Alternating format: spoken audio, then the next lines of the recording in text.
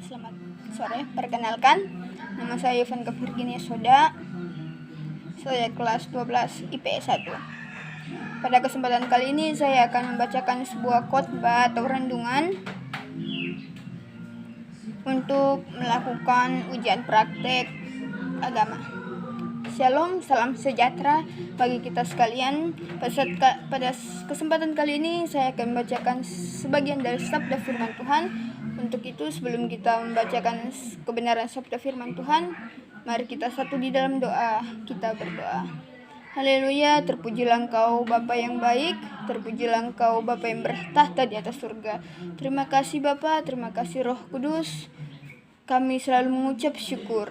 Kami merasa sangat berbahagia atas berkat kasih karunia Tuhan, sehingga kami masih ada pada saat hari ini ya Tuhan. Sebentar lagi kami akan mendengarkan sebagian dari sabda firman-Mu.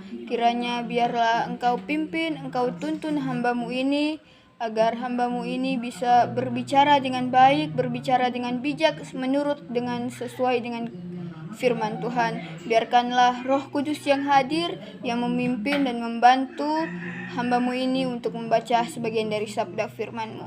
Di dalam nama Tuhan Yesus kami telah berdoa dan mengucap syukur. Haleluya. Amin. Saat ini kita akan membacakan sebagian dari sabda firman Tuhan yang saya ambil dari Ibrani 12 ayatnya yang ke-25 berbunyi, firman ini berkata, mari kita menjaga hati, menjaga hidup, menjaga hari-hari ini, agar kita jangan menolak firman Tuhan. Kenapa saudara? Kenapa? Karena firman Tuhan itu penuntut hidup kita. Firman itu adalah kekuatan, firman itulah yang menyelamatkan kita. Jagalah supaya kamu jangan menolak Dia yang berfirman. Firman Tuhan itu berasal dari Tuhan. Firman Allah itu berasal dari mulut Allah. Bahkan Alkitab berkata, firman Tuhan itu berkuasa untuk melakukan semua yang disuruhkan kepadanya. Firman Tuhan itu membawa kuasa Tuhan yang terjadi dalam hidup kita. Tetapi firman itu baru bisa terjadi ketika kita menyambutnya, mempercayainya, memperkatakannya, dan menghidupinya. Kalau firman itu hanya kita baca dan abaikan begitu saja, itu hanya menjadi kata-kata, tapi firman Tuhan yang sesungguhnya kita terima dan kita lakukan dengan iman, itulah yang akan mendatangkan kuasa Tuhan dalam hidup kita. Karena itu, ayat ini berkata, mari kita menjaga hidup kita, mari kita menjaga hati kita, mari kita menjaga pikiran kita, agar kita tidak menolak firman Tuhan. Lalu, bagaimana caranya kita mendapatkan firman Tuhan? Ayat ini berkata, sebab firman Tuhan itu dengan banyak cara disampaikan. Hamba-hambanya di bumi seperti hari ini saya berkhotbah menyampaikan firman Tuhan, sebab yang saya khotbatkan itu adalah firman Tuhan. Kalau saudara menolak firman, Dia yang menyampaikan firman Allah di bumi tidak luput.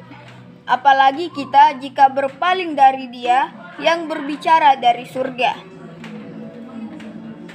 Kalau di bumi saja kita menolak firman Tuhan, dengan khotbah kita tidak dengar, kita baca firman juga kita tidak nurut, kita sudah tahu kebenaran, kita tidak mau taat, atau itu artinya kita menolak firman. Dan hari ini banyak orang yang mengaku dirinya Kristen, tapi sesungguhnya dalam hidup mereka menolak firman. Mereka enggan untuk taat terhadap firman Tuhan. Contoh, ampuni musuhmu, doakan musuhmu, tapi kita tidak mau melakukannya.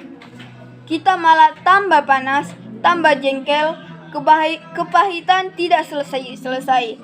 Itu artinya kita menolak firman. Bagaimana cara kita untuk mengimani firman itu? Kita harus menyenangkan hati Tuhan. Kita bisa melakukan perbuatan-perbuatan yang menyenangkan hati Tuhan. Amin. Untuk kebenaran firman Tuhan, mari kita berdoa. Haleluya, terpujilah Engkau Bapa, terpujilah Engkau Tuhan semesta alam. Kami mengucap syukur atas berkat, atas kasih karunia, atas tuntunan Tuhan yang telah menuntun hamba-Mu ini untuk memberikan dan menyampaikan sebagian dari sabda firman-Mu. Terpujilah Engkau Bapa, terpujilah Engkau Tuhan Yesus Kristus.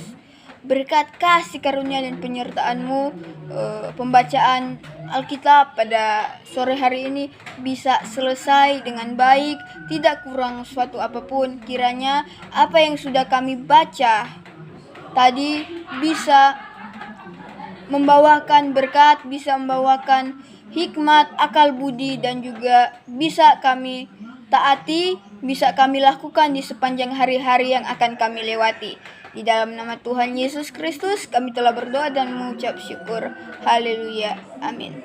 Terima kasih. Shalom. Tuhan Yesus memberkati.